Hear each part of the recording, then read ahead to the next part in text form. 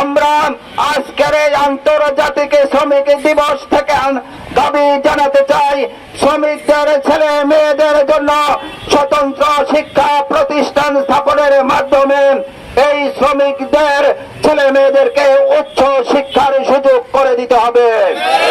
সংগ্রামী উপস্থিতি, এই শ্রমিকরা তাদের ছেলে মেয়েরা শ্রমিকরা যখন অসুস্থ হয় তারা সুচিকিৎসার অভাবে, ভালো চিকিৎসার অভাবে তারা কাতরিয়ে কাতরিয়ে মরেন।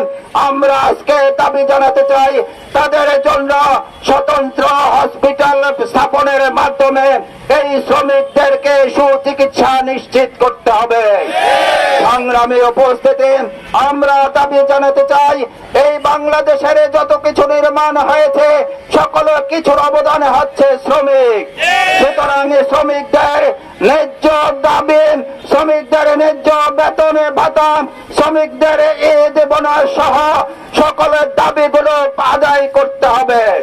সম্মানিত উপস্থিতি, আজকে শ্রমিকরা কাজ করার পর মালিকের ধারে ধারে ঘুরতে হয়, মালিকের বেতন আদায়ের জন্য সংগ্রাম করতে হয়।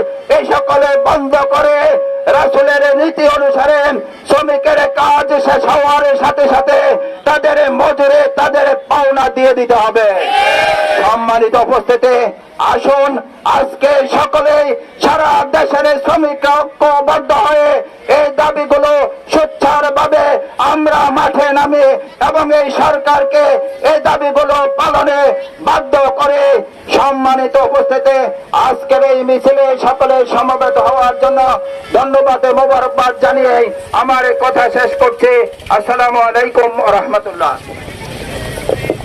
কথায় কথায় শ্রমিক ছাঁটাই বন্ধ করতে হবে, শ্রমিকের ন্যায্য মজুরি দিতে হবে, দিয়ে দাও। সম্মানিত শ্রমিক ভাইরা।